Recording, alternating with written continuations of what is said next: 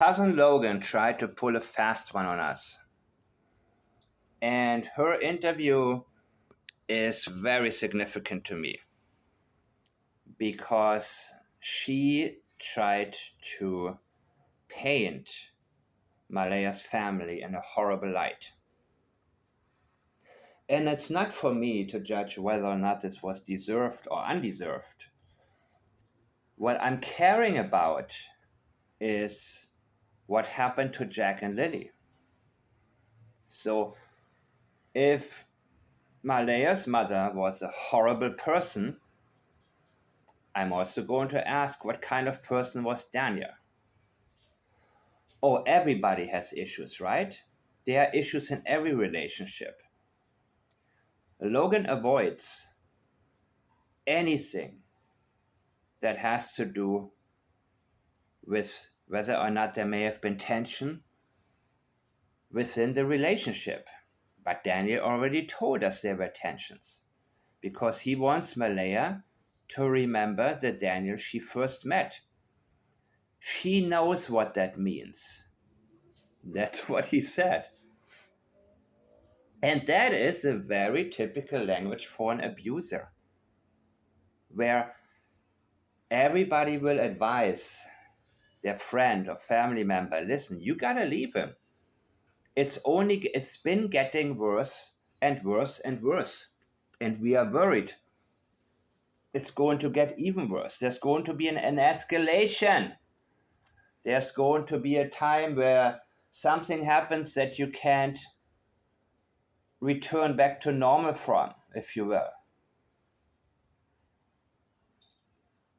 And many times they leave the abuser. And again, I am not yet saying anything about Daniel. I'm saying to you, I'm looking at all of the potential scenarios, including he said Jack was out. I believe something already happened to Jack, but the question is, and I need to be very careful how I word this, because there are possibilities I'm looking at, and the possibilities include the ones that nobody even wants to think about. For example, did Lily get hurt on purpose because she didn't shut up? Because she kept screaming? Because she was beside herself? Because something had happened to Jack, potentially? I have to look at everything. And many times I've seen criminal cases that have gotten cold. And why did they get cold? Because the one area that turned out to lead to the truth was the one that nobody wanted to entertain. Nah, it couldn't have happened. Nah, it couldn't have. Now, in Susan Smith's case, for example, she was such a blatant and stupid liar. It was pretty clear, I believe, to police immediately that there was something wrong here. But there are other people who are much better at it. And if Jack was out, Lily kept coming into the room multiple times. Malehya was on her phone, so Daniel dealt with it. But what was it? Jack was out. Did something happen to Jack? Did Lily scream and scream more so than she did in that birthday video? They were wild with her. They will talk your ear off. It's not normal to say about a missing child, about missing children. They will talk your ear off. That's not expected, people. That's cute when you are with your friends who are also parents and kind of like complain about how, oh, I had a rough day. My daughter did this and then she did that and da da da da da da da. Oh my God, she's talking my ear off. That's cute. That's fine. But you know what? You would miss your daughter talking your ear off if she was missing and all of a sudden she was in clear and present danger. You wouldn't think about anything that could be viewed as negative simply because it would be impossible for you to think negatively about your missing child. But this article from Crime Timelines, I mean, I'm assuming they know what they're talking about, but I'll take my chance here. By the end of the day, Friday, Tensions escalated between family members following the disappearance of Lily and Jack Sullivan. And Julia, yes, absolutely. Let me look again exactly.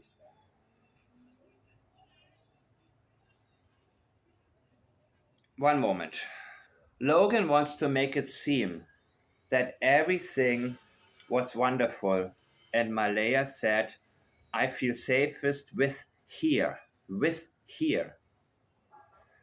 And when somebody slips, a tongue slips, no, no, no, no, no. There are no accidents. She didn't say, I feel the safest here. She feels the safest here, or she feels the safest with him. She tried to mix them two together. That means she's being vague about either.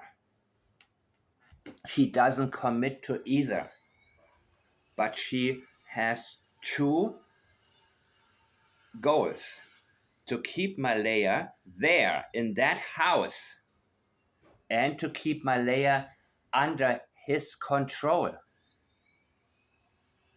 because they are worried of her being out there. They think of her as a candle in the wind. Whoever gets to her first will control her. And when she was asked, okay, Malaya just changed her Facebook status to single. Do you think she has a new boyfriend? No, no, no, no, no, no, no, no, no, no. Logan doesn't want to entertain that because she is fearing Malaya will be under somebody else's control. And if this person says to her, tell me what really happened, that she will tell. They want to keep her isolated and under their control, to keep her silent because whatever she will say may make her look very, very bad, but it will also make Daniel look extremely guilty. And from what I have seen about the police in Canada, they are very careful with what statements they make. But once they are on somebody, they go for it. Meaning, if Malaya made a statement of her admitting to knowing something, they will not let go. They will really go for it and then have an excuse to really, really interrogate her.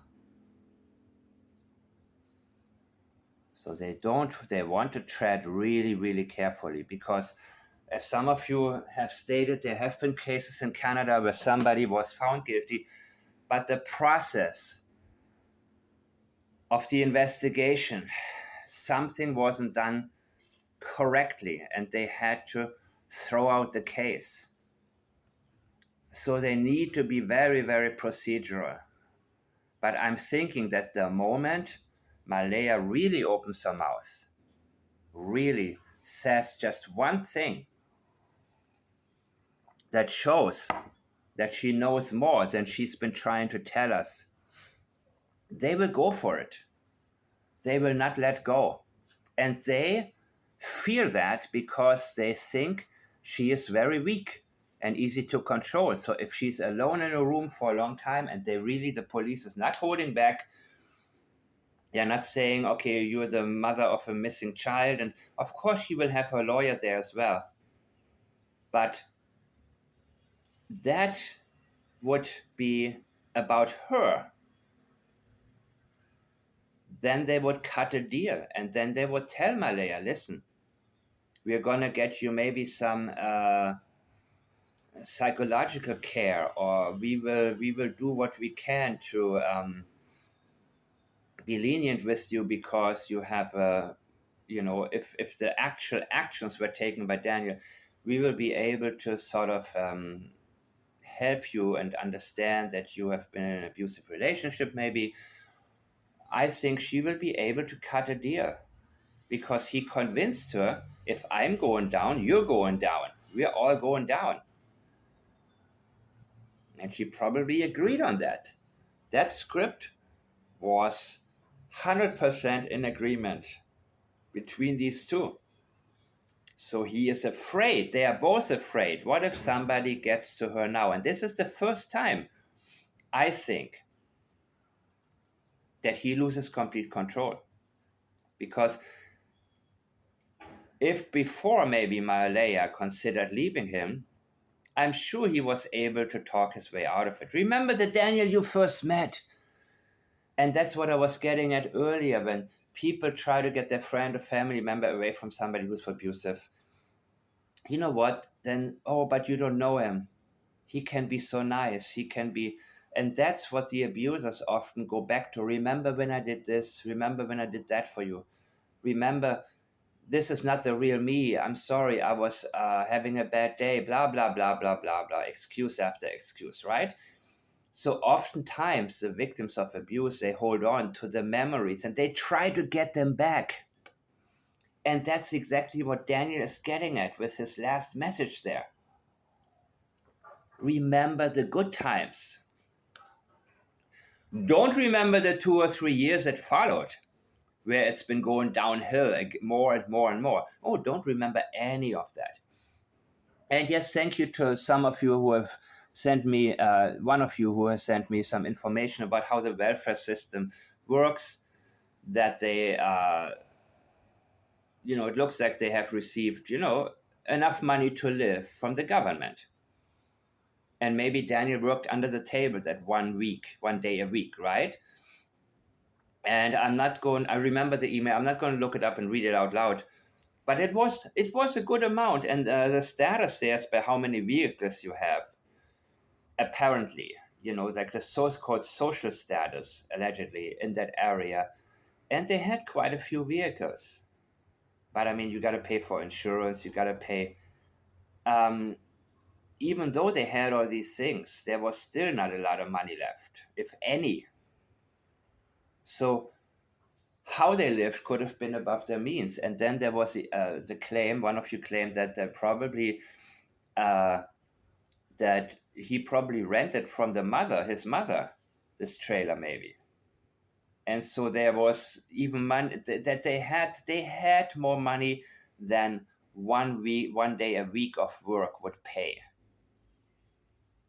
And I didn't know about how the welfare system works in Canada, so I appreciate all of you who message me. I am firetown@gmail.com and fill me in a little bit, because it wouldn't make sense that a whole family.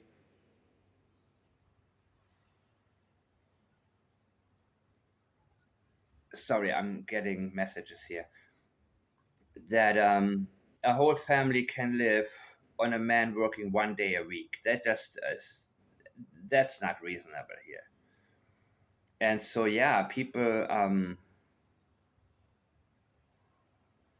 in other words, they had more money than we may have thought, but they live above their means. So there was also, remember my first videos about this? I'm not getting into this right now because I'm looking at the CPS case now, the potential CPS case. And I do because of Logan's avoidance. And Malaya avoiding the topic of them not having had their codes with them. Remember, PLAIDS, plaids, priorities, leakage, avoidances, intention, deception, and sensitivities. We are looking for those. That's an initial scan when we get a new statement to lead us towards the right track. And the second time we examine a statement, we go for it. We go deeper and deeper because we already look at it a lot clearer than before. So by the end of the day, Friday, tensions escalate between family members following the disappearance. But some relatives from the children's mother's side accused their stepfather, Daniel Martel, of being involved. Martel stated that after the children vanished, their mother left to stay with her family elsewhere okay, we know that part, but by the end of the day, Friday, they already started to argue. So it wasn't that everything was peachy and they agreed together And remember, I'm taking care of that child. Logan's language is very, very distancing here. And the only one close to her, her priority is only Daniel. She is worried about him. She is worried about him potentially going to prison for something. And why the emphasis on Daniel's mom kicking people off the property when they were leaving anyways? She wants everything to be one sided. They are wrong. We kicked them off. No, Malaya was leaving with her mother. They decided, we're getting out of here. You're not staying here.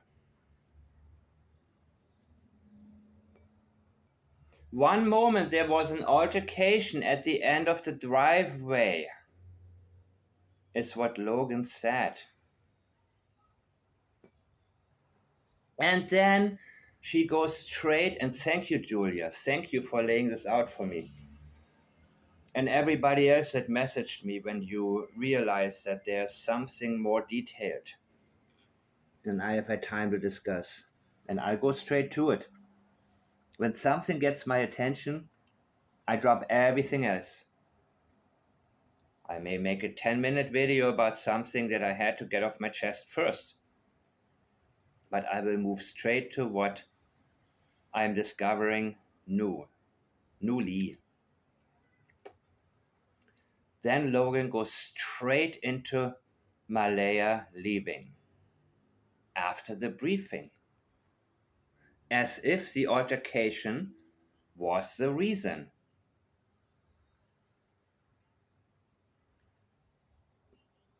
This is avoidance of events. PLAIDS, priorities, leakage, avoidance, intention, deception, and sensitivities. She is avoiding distancing herself. Avoidance is also distancing from other parts of events. She wants to make it appear like this was just a quick, irrational decision on Maleha's part simply because her mother said, let's go. No. No. This was something that was in the making. And I believe Malaya, it wasn't an easy thing for her to do, but I believe, and yes, she had her mother's side, her mother there, she had other people there. I believe that she came to her senses and realized, I'm not staying there. This is rock bottom. I am not going back to him. I don't believe her mother can control her to this extent. I don't believe that. If she had such a wonderful time with Daniel for 2 or 3 years away from her mother, she wouldn't go back to being a little girl that's easy to control under a mother before she understood life. Logan intentionally skips a lot of time here. She avoids time to make Malaya appear like somebody who doesn't know what to do on her own. And Malaya had put no thought into that. She's like, okay, I go. And in reality, she would miss Daniel and wants to be with Daniel. That's how she makes it sound. And that her mother doesn't allow her to have communication. I don't believe for that to be true. If she really wanted to be with Daniel or communicate with him, even if the mother says don't do it, she would find a way. And if she really believed in Daniel, then she would say, well, let's keep it on a down low, but communicate a little bit or try to reach him through others, or she would find a way to do, you would find a way to do that, right? I mean, remember when you were a teenager and you had a girlfriend or a boyfriend, and how, maybe, I don't know, people find a way to keep in touch with each other, right? Right? I think that Malaya looks back at the last few years of her life in absolute horror and disgust. Maybe with Daniel, maybe with the way her life turned out. And maybe she is exhausted from that relationship. Maybe she needs the time to breathe. And what did she say? Sorrow, grief and sorrow? Was that what she said? Maybe she is grieving because she knows what happened to the children. And she is unable to pretend to the outside world to be looking for them because it hit her very hard. Even though I agree, she was probably neglectful. And this part of Daniel's statement, I agree. At one point, she was just playing on her phone and she had no control over the kids. They were wild with her. I believe him. I believe him. And he said, but they were very good with me, very well behaved. And I know a couple of families where one parent is lenient to the point where you would say, listen, watch your damn children. You know what I mean? Like extremely, the kids run wild. And with the other parent, they're not. And there is a huge contrast. And so far, in all of these cases, I have been told that the strict parent also uses physical discipline simply because when the kids have so much freedom with one, they need to be reminded, according to them, that there are rules in life. Meaning the kids are on this trip where they just like, I can do what I want. And the other parent has a tendency of snapping. Not with me. Not with me, Jack. Not with me, Lily. Like that kind of, right? That they feel the need to go down the other extreme to create a balance. Of course, there are much better ways to do that. And the one way is also communication with the other parent. And I don't believe there was real communication between between Daniel and Malaya, because he probably talked down on her to make her feel like the life they were living was really good. And she is such a crappy parent, she cannot do anything, and so on, right? So she doesn't deserve any better, and she should be happy to have him. And that's, my friends, is what these messages indicate to me.